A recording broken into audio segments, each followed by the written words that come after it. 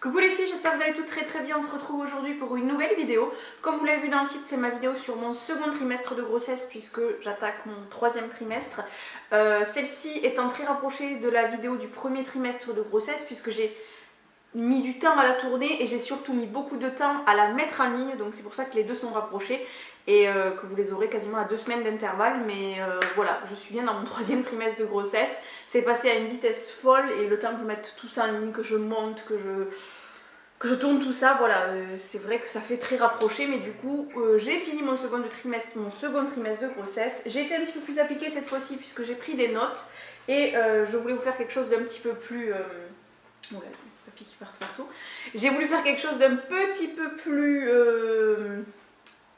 arrangé ou je ne sais pas comment dire, mais pour que ce soit un petit peu moins bruyant que la vidéo précédente et qu'elle dure un petit peu moins de temps. Ça c'est moins sûr parce que je vais faire que parler, mais on y va tout de suite pour le second trimestre de grossesse.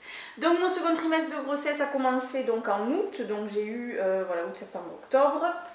Mon second trimestre de grossesse s'est très bien passé.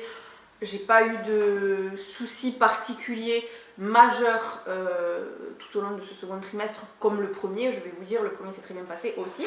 Donc au mois d'août, c'était le mois des congés, donc ça c'était cool. J'ai eu une semaine de congés. Excusez-moi, mes chats se sont réveillés de la sieste en même temps que moi et font les cons. Donc voilà, ils sont en train de jouer, ils font du bruit. Bref, donc ce mois d'août, je suis partie en vacances. Malheureusement, je suis partie en vacances toute seule, enfin sans mon chéri, avec mes parents, puisqu'il n'a pas pu poser sa semaine de congé, puisqu'il avait changé de travail entre temps. Donc ce n'était pas possible pour lui de venir. Donc je suis partie en vacances à la mer avec mes parents. Ce qui m'a fait le plus grand bien, ça a fait beaucoup de bien. J'étais donc à 4 mois, donc voilà, la route, tout ça, on avait que 3 heures de route à faire, donc c'était pas très embêtant. On dormait sous une tente, mais ils m'avaient tout mis sur un lit, enfin bref, voilà, ils ont pris soin de moi comme jamais. Donc du coup, au mois d'août, ce quatrième mois, j'avais plus... les nausées vraiment, enfin je sais pas si on peut appeler ça des nausées, mais j'avais toujours ce dégoût de la viande, mais je mangeais quand même relativement mieux et plus que les 3 premiers mois, donc ça c'était plutôt cool. Pendant mes vacances, petite anecdote, je me suis fait piquer par une méduse à la mer, c'était super. Je me baignais, voilà, la petite méduse est venue me piquer le bras, donc on a été voir les sauveteurs au cas où parce que bon, je savais pas trop, c'est la première fois que je me suis piquée par une méduse. J'aurais pas été enceinte, je pense pas que je serais allée voir les secours. Mais là, étant enceinte, j'ai préféré donc aller voir et s'il n'y avait rien de très grave. Donc ils m'ont dit que non, pas du tout, il fallait que je mette de la pésique parce que du coup ça fait des grosses, ça fait une plaque rouge, c'est assez impressionnant, mais voilà. J'ai beaucoup de chance dans ma vie, voilà, je me fais piquer par une méduse. Le lendemain, je me fais piquer par une abeille sur mon poignet, le poignet qui gonfle de volume, donc obligé d'aller à la pharmacie, mais étant enceinte, on ne peut pas vous donner beaucoup de choses. Bref, c'était des vacances top, mais j'ai pris cher, voilà. Mais sinon, non, ce mois d'août, ça allait très bien, ça s'est très bien passé. Je suis donc allée chez ma sage-femme faire ma consultation mensuelle qui, voilà, j'avais une bonne tension, j'avais tout s'est très bien passé. Le mois d'août n'a pas eu d'événement majeur, donc voilà, je suis rentrée et voilà, on a repris le travail, j'ai repris le travail. Et tout s'est très bien passé. Et j'avais pris 2 kilos lors de ma consultation, donc je crois que c'était mes 2 premiers kilos de grossesse, si je dis pas de bêtises, parce que je crois que les 3 premiers, j'ai perdu les 4 kilos, j'en ai repris 2 au mois d'août. Donc voilà, niveau poids, c'est quelque chose qui me faisait peur, qui me stressait un petit peu dans ma grossesse, sachant que je suis déjà quelqu'un qui est en surpoids. Donc c'est vrai que j'avais peur de ça et bon, voilà, du coup en les perdant en début de grossesse, c'était pas voulu, hein, j'ai pas fait de régime ou de choses comme ça, je me serais jamais permise de faire ça et je sais que c'est pas enceinte qu'on fait un régime, hein, mais c'est vrai qu'en étant en surpoids déjà, j'avais très peur de prendre beaucoup de poids, parce que je suis quelqu'un qui prend facilement du poids et qui ne mange pas forcément équilibré tout le temps et très souvent, je veux vous l'avouer. Donc du coup j'avais énormément peur de prendre beaucoup de poids pendant ma grossesse. Donc voilà, le 4e mois j'ai pris 2 kilos, rien d'inquiétant, tout allait bien, je reprenais goût pour manger, sauf la viande toujours, mais tout allait bien. Ensuite on est passé donc au mois de septembre, donc l'écho de second trimestre puisque nous arrivions dans le 5e mois. Donc l'écho de 5e, l'écho de trimestre, oui bien sûr. L'écho de second trimestre, donc c'est une écho, on appelle ça morphologique, puisque c'est là où elle va donc regarder vraiment tous les organes, tout, mais vraiment c'est une étude, il est étudié de A à Z, c'est impressionnant. Et où elle nous a donc bien sûr confirmé le sexe, que vous savez puisque je vous l'ai dit dans le vlog précédent, donc c'est un petit garçon. Elle nous avait déjà donné une petite estimation au mois de juillet, on avait eu de la chance, et elle nous l'a confirmé en septembre, elle nous a dit je suis sûre que c'est un petit garçon. Donc voilà, ce sera un petit mec. Et Donc cette écho, elle nous dure bien 30 minutes. Qu'est-ce que... Voilà, alors cette écho, donc elle nous a tout montré, les reins, la vessie, l'estomac, les pieds, les orteils, les mains, les doigts, le pouce, vraiment, mais tout, c'est impressionnant. Je ne savais pas qu'on pouvait voir autant de choses en échographie, c'est très très impressionnant, vraiment, mais à notre plus grand bonheur. Donc l'écho dure bien 30 minutes, et à la fin des 30 minutes, elle nous dit que le bébé va bien, il fait 500 grammes environ, ce qui correspond à peu près au terme de la grossesse. Et elle avait juste remarqué une dilatation au niveau du pied long du frein gauche, je crois que c'était, si je dis pas de bêtises, et que voilà, il était à la limite supérieure de la normale. C'était pas quelque chose d'hyper supérieur à la normale, mais il était juste en fait à la normale, donc il y avait une petite dilatation. Donc écho obligatoire un mois après pour recontrôler cette dilatation, pour voir ce qu'il en était. Dans tous les cas, elle nous avait prévenu que ce n'était pas quelque chose de grave, que ça pouvait se remettre tout seul et que c'était très fréquent chez les garçons. Voilà. Donc, petit stress quand même pendant un mois, puisque voilà, on vous dit il y a une petite dilatation à recontrôler, même si elle nous avait énormément rassuré en nous disant que ce n'était vraiment rien, qu'en majeure partie ça se remettait, ça arrivait très souvent et que ça se remettait très souvent tout seul, ça se remettait dans l'ordre comme ça arrivait. Donc vraiment elle nous a rassuré vraiment très très bien, on est vraiment suivi et entouré par une équipe professionnelle médicale vraiment top.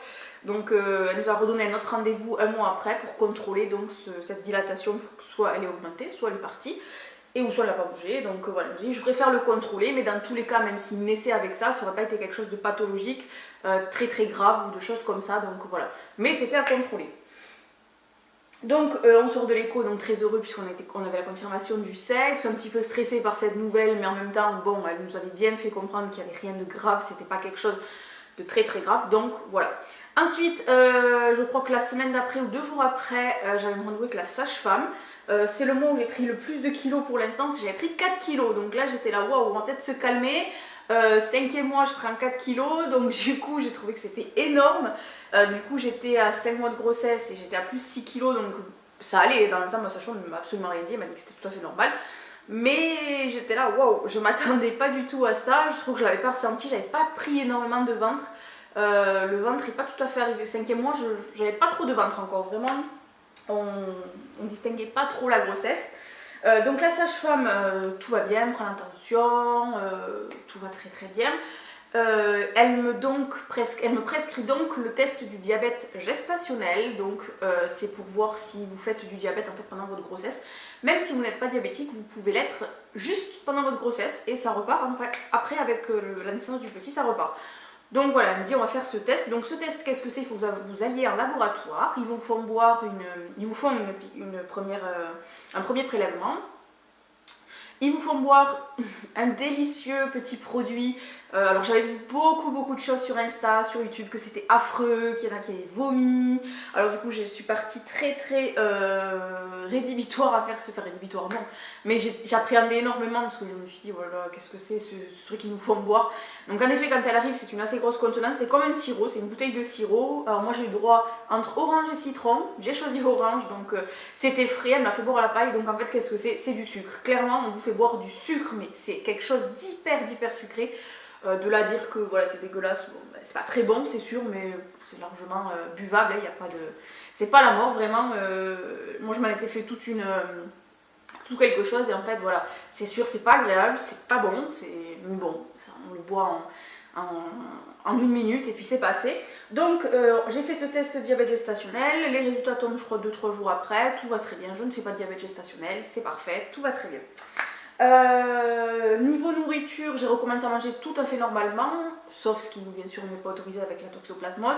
Donc du coup je recommence à manger de la viande, j'ai recommencé à manger tout ce qui me dégoûtait un petit peu, mais vraiment tout est parti, j'ai remangé correctement comme je le mangeais avant. Le mois de septembre c'était aussi donc le 5e mois, c'est les premiers ressentis de coups de bébé. Alors ça clairement au début vous savez pas du tout ce que c'est. J'ai la chance d'avoir une collègue qui a accouché il n'y a pas très longtemps et du coup elle me sert un peu de référence, voilà, on parle beaucoup du coup de grossesse. Et elle me dit tu verras, tu sentiras comme si tu avais des gaz, quoi, quelque chose où on te frôle le ventre, où on te touche la peau doucement. Et c'est vrai qu'au début je le sentais, mais je me disais c'est pas possible, on sait pas trop ce que c'est. Et fin septembre, j'ai vraiment senti ces premiers coups. Donc voilà, forcément, c'était très... instant magique, hein, les premiers instants de la grossesse qui sont vraiment, waouh, là ça devient concret. J'arrivais absolument pas à le faire sentir à mon chéri. Dès qu'il posait sa main sur mon ventre, il arrêtait de bouger. C'était très impressionnant. Après, c'était pas des gros coups, hein, forcément j'étais qu'à 5 mois, donc c'était des tout petits ressentis que moi déjà je sentais. J'ai essayé de lui faire sentir 4-5 fois, ça l'énervait. Il me dit bon, j'arrête de tout toucher le ventre parce que dès que je lui faisais sentir, il ne bougeait plus, ce petit coquin. Donc ça a commencé aussi le mois de septembre où j'ai eu des gros coups de fatigue. Entre midi et 2, je faisais la sieste. Alors bon, après déjà quand ça m'arrive de faire la sieste entre midi et 2, quand j'étais pas enceinte, avec le travail des fois j'étais fatiguée, donc ça m'arrivait, mais là je sentais vraiment que j'avais vraiment besoin de la faire. Sinon la journée était vraiment très très compliquée, la fin de journée, donc voilà, je faisais mes petites siestes comme une petite mamie. Je m'empressais de manger pour essayer de dormir un maximum. Je dormais au moins 15 à 30 minutes, j'essayais, parce que j'étais vraiment très fatiguée, je ressentais ces coups de fatigue. Donc le mois de septembre s'est plutôt bien passé, donc nous voilà dans le mois d'octobre, le 6e mois et dernier mois du 2e trimestre. Donc le mois d'octobre, j'ai eu l'écho de contrôle du rein gauche qui nous avait été demandé et conseillé par la gynéco. Donc nous l'avons fait, la dilatation avait totalement disparu, tout allait très bien, donc soulagement, c'était top, parfait. Plus de dilatation, donc c'était très bien. Donc elle me dit que j'ai déjà un bébé qui a la tête en bas, donc ça c'est cool. Il est très bien positionné, en fait déjà il a la tête en bas, j'ai le dos à droite et les pieds là au niveau du diaphragme un petit peu. Donc il est très bien positionné pour l'instant et j'ai ma prochaine écho là de 3e trimestre dans 2 semaines. Donc j'espère qu'il n'a pas bougé ce petit coquin. J'ai fait beaucoup d'insomnie au mois d'octobre, je n'arrivais pas à dormir, je suis quelqu'un qui dort sur le ventre, donc c'est très compliqué pour moi de dormir sur le dos, je ne sais pas dormir sur le dos. Et sur le côté, le petit bidou, le 6e mois, a littéralement poussé d'un coup, c'est impressionnant. C'est arrivé en 2 semaines, j'ai pris du ventre, mais impressionnant. Les 5 premiers mois, vraiment, j'avais juste, voilà, bon, j'ai déjà un petit peu de ventre, mais le 5e mois, c'était pas visible, mais le 6e mois, j'ai vraiment pris énormément de ventre. C'est arrivé comme ça d'un coup, donc j'avais du mal à me positionner en fait, donc je me suis pris un traversin que j'avais déjà, mais qui ne me servait pas forcément beaucoup. Et que je me mets en fait sur le côté, j'essaye de dormir sur le côté, sauf que ça m'engourdit l'épaule, demain je vais de retourner, enfin, j'ai beaucoup de mal à dormir et même encore aujourd'hui je fais des nuits très courtes, c'est vraiment compliqué au niveau du travail. Dans la vie, ben voilà, vous êtes fatigué en fait tout le temps, vous vous levez 10 fois pour aller faire pipi. Donc voilà, le mois d'octobre au niveau sommeil ça a été très compliqué. Donc ma visite chez la sage-femme ensuite s'est très bien passée. Elle m'a pesé, je crois que j'avais pris 1 kilo ce mois-ci, au mois d'octobre, alors que voilà, c'était hyper contradictoire puisque le mois d'avant j'avais pas pris de ventre et tout, je m'étais dit bon, je vais pas prendre beaucoup de poids, j'avais pris 4 kilos. Là ce mois-ci j'avais recommencé à bien manger, j'avais pris énormément de ventre, je me suis dit oulala, alors là j'ai repris 4 kilos. Non, j'ai pris 1 kilo. Donc écoutez, voilà, je ne sais pas comment ça se fait, mais j'avais pris qu'1 kilo. Par contre, j'étais un petit peu anémiée, puisque du coup, tous les mois, vous faites votre prise de sang et le test des urines. Et j'étais un petit peu anémiée, donc elle m'a donné du fer et de la vitamine B, donc à prendre pendant 1 mois, et donc du coup à recontrôler au 7e mois lors de ma visite. Et donc elle m'a donné ça à prendre 1 fois par jour. Oui, c'est ça, 1 fois par jour, je prends mes petites gouttes de vitamine et mon fer. Donc voilà, à recontrôler. Voilà les filles, pour mon 2e trimestre de grossesse, ça a été un petit peu plus organisé que la précédente, mais en global, vraiment je pense que j'ai une grossesse de rêve, je vais dire, parce que j'ai pas de choses très graves, mon bébé va très bien, je vais très bien, voilà, je suis juste anémiée et fatiguée, mais je pense que ça c'est très souvent dans les grossesses et ça paraît presque logique. Et voilà, il ne m'arrive rien de très grave et de très fou. Et tant mieux, hein, je préfère avoir une grossesse comme ça, parce que voilà, quand des fois on entend des femmes, les pauvres, qui souffrent, qui ont des grossesses très compliquées, moi non, tout va très bien. Donc voilà, j'ai pas forcément 10 000 choses à vous raconter, je vous raconte comment ça se passe, le suivi surtout. Mais sinon tout va très bien et voilà, nous sommes donc les plus heureux. Nous attendons donc un petit garçon pour donc fin janvier maintenant. Et voilà, je vais arrêter de blablater, j'espère que cette vidéo vous aura plu, n'hésitez pas à me laisser vos petits commentaires, on est de plus en plus nombreux sur la chaîne, ça me fait énormément plaisir, j'essaye d'être de plus en plus régulière et j'espère que vous le voyez un petit peu, et n'hésitez pas à me dire quel genre de vidéo vous voudrez voir toujours sur ma chaîne. Je vous fais de gros bisous et je vous dis bye bye à la prochaine vidéo.